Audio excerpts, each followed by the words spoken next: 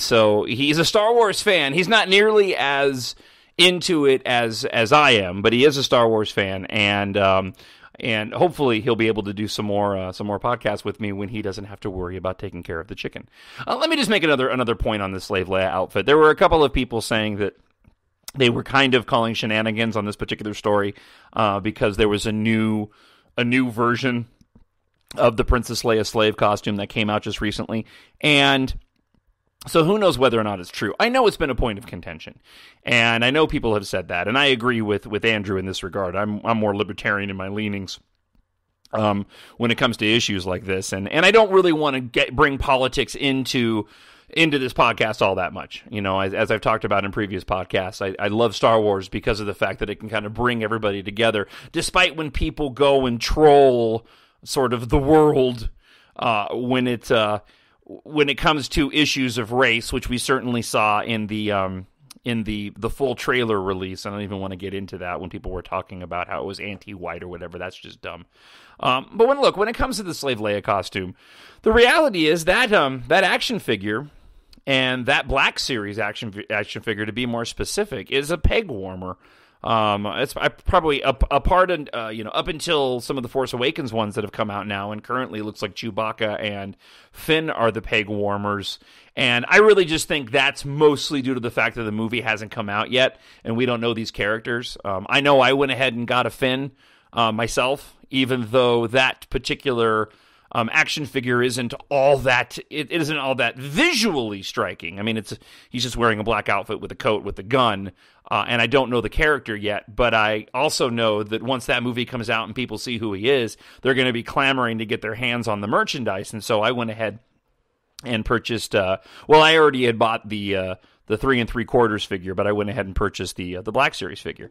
But the Leia costume hadn't been all that popular for a long time, and I really hope that Disney doesn't go the route of removing it from the merchandising. One of the best Return of the Jedi posters, and I'm pretty sure it was the final poster. The teaser poster was the one of just the singular lightsaber being held, and I want to say that the full poster that featured all the characters, which is actually the one that MakingStarWars.net put on their website for Return of the Jedi, was the full poster of that. And you see Princess Leia front and center with Han Solo and Luke and then Vader sort of all in a line on it. And I really hope they don't remove it. It's iconic. And that character was a strong character despite being Slave Leia.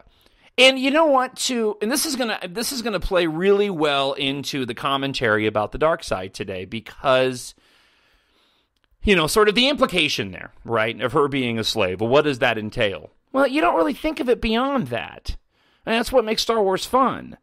You just think, oh, she's a slave, and, you don't really get into the whole sort of domination thing of what did Jabba the Hutt do as a slave. You don't think about it in those terms. You just think about it in terms of how it serves the story. And the fact that she ends up killing Jabba the Hutt, to me, to go and remove that image from any marketing in the future over some sort of, if it is what it is, progressive standard, doesn't make any sense to me. And again, when we're talking about the implication, and we'll get into this, if you really get into the implication of what takes place in Star Wars, it's pretty grim. I mean, when you really dive into it, think of probably one of the most, if you really get and you really want to go far enough into it, one of the worst scenes or moments in all 6 of the movies is when Anakin goes to the dark side, becomes Darth Vader, and wipes out the younglings. But we don't really... I mean, look, when I originally saw the movie, and I'm getting ahead of myself in what I wanted to talk about, but when I originally saw the movie, I mean, during that whole sequence of events, I was in tears during all of Order 66 and seeing Anakin's downfall and embracing of the dark side. Say what you will about the prequel trilogy, that was a powerful moment to see this iconic character in Anakin fall and the rise of this iconic character in Darth Vader come to fruition, and then seeing him walk in, ignite the saber in front of those children. I mean, Mike, are you kidding me?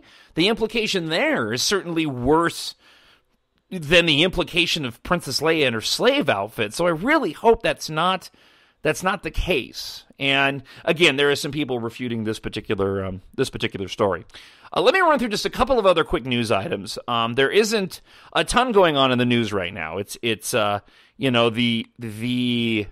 ebbs and flows of waiting for this movie. Disney has done a brilliant job in marketing this. I mean, again, I personally hope that it's not nearly as closed off of a production when we get to the next two movies, but as it relates to ramping up for this film, they have done a really spectacular job of sort of bringing the fandom to a fever pitch and letting it die down, and then bringing it back again and letting it die down. They've done a really, really good job of that. So since the poster and the full trailer release, the news has been a little bit slow. What's been really interesting is that a number of different people say that they have seen the film, and the comments that are being made about the movie. Now, Gwendolyn Christie, let me go here before I talk about who's mentioned what about the movie, and then we'll get into the dark side part of this. And again, this was planned to be a Halloween episode in talking about the dark side, but just because time got in the way, I didn't get a chance to get to it. So, Gwendolyn Christie has talked Captain Phasma, her role, and the fact that she's the first female villain in a Star Wars film. TV shows, books, and comics have all had female villains in the past, but Phasma is the first ever on the silver screen. She has said that her character is not in the film all that much. Even gives sort of even implies that Captain Phasma may not ever show any skin. She may not take the helmet, but she gets into detail about how you can tell that it's a woman behind this costume, even without the costume being designed specifically to give off a sort of feminine vibe. And, she's spot on. I think it's just the nature of how, men and women carry themselves. And even a woman who's in a powerful position like Captain Phasma is, in sort of a militaristic type of role, in the very limited screen time that we've seen of her. Now, again, this might be somewhat psychosomatic, knowing it's Gwendolyn Christie behind the armor, but certainly in some of the poses that we've seen in posters, even on the 3 3/4 action figure, the artwork done there, the final trailer where she's walking on what we believe is Jakku for that quick shot, and the shot where she's walking towards the camera in the second teaser. If you looked at that and if you asked somebody, is that a male or a female behind that armor, I think it's pretty clear that you can tell that's a female who's walking. I mean, it's not like she's strutting. She's just carrying herself in that way. I'm kind of hoping that she doesn't take off the mask, at least not in this film. I'm hoping she makes it to the next movie.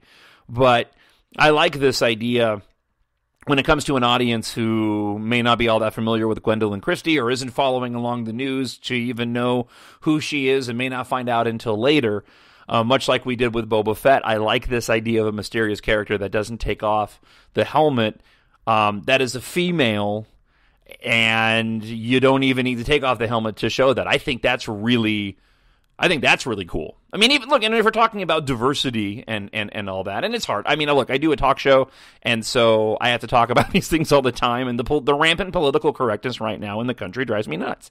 And I do believe that we're beginning to see a very loud vocal movement against it. These things are cyclical, and when it kind of hits a fever pitch of ridiculousness, there is a backlash that takes place. And I think that backlash is going to begin to take place really soon. And that's even evident, I'm going to bring it up again. I said I wasn't going to talk about it, but that's even evident to me in the ridiculous trolling that took place before the trailer came out of the individual who created a Twitter account and talked about the movie being anti-white. And I'm not saying it was, but if that was some kind of social commentary about how ridiculous the political correctness has gotten, then kudos to them. It was a really stupid statement, but it got everybody's attention and even got J.J. Abrams to somewhat address it in his message to the fans about the trailer, just saying, I don't care, if you're a Wookiee, a Jedi, dark side Sith, it doesn't matter. I just hope you enjoy the trailer. And he was addressing that controversy taking place that I don't believe was fully real. But just taking it as a almost ridiculous, over-the-top, disgusting parody of political correctness. You view it in that light, and it actually makes some kind of bizarro point, even though I don't agree with what it was saying. All right, speaking of things being said, Harrison Ford ended up on Jimmy Kimmel, and in retrospect, apparently some people are speculating that Harrison might have been either high or drunk, or I didn't really get that vibe off the clip that I saw, and I watched the extended clip, but he appeared on Jimmy Kimmel Live dressed as a hot dog for Halloween, and Jimmy Kimmel was dressed as Princess Leia, talked about the movie, and just said, you will not be disappointed at all. I promise you, the new cast, they are phenomenal. You will not be disappointed. And look, for Harrison Ford to go and say that, it means something.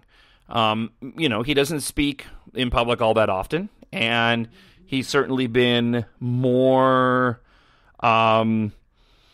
he certainly has been more, what's the word I'm looking for? Vocal, than he has been in the past with previous projects. And, Harrison Ford has a stereotype attached to him of him being guarded and quiet and a little bit stoic, hard to deal with in interviews. There was a Nerdist podcast that came out last year, I think, and even Chris Hardwick will talk about how that was one of the more difficult or most difficult podcasts he's had to deal with. And it doesn't seem like that's the Harrison Ford that we're getting with this.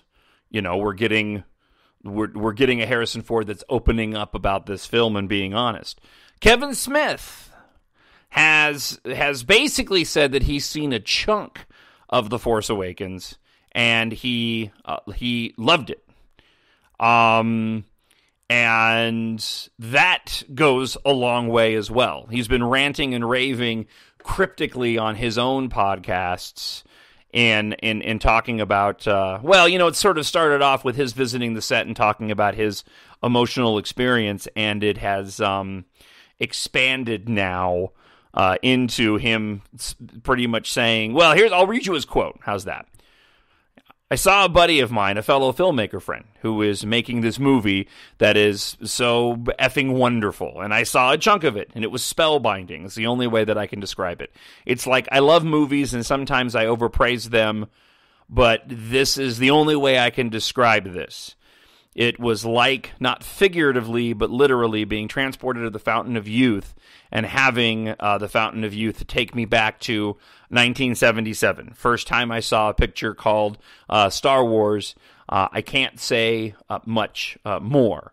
So again, the people that are going out and seeing this movie now seem to be really singing its praises. And it is hard. I know it's hard for fans, especially those that don't like the prequel trilogy, to take this all at face value, because for those that don't like the prequel trilogy, who would have thought that anybody could ever mess it up, right? Now, again, I like the prequel trilogy. I'll admit it's not as good as the original trilogy, but I liked those movies, and I do believe in my heart that we are going to get something special, and that these individuals that have seen these portions of the movie or read the script, there's been some authors who have, I believe they were authors. They were individuals who were involved in other ancillary projects that would have to go and know the script.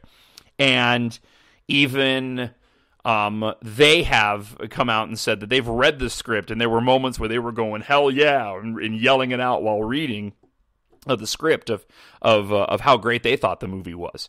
So all this is to say, everything is pointed in the right direction. I think very soon these floodgates of comments are going to open up. If the full screening, private screening hasn't taken place yet, I believe that it probably will happen soon. And when that happens, I don't think we're going to get full spoilers, but I do think that we're going to hear more people speaking out about the movie who've gone and seen it, and we'll have an even better indication than we already do of just of how J.J. Abrams nailed it. And I think, well, most of us believe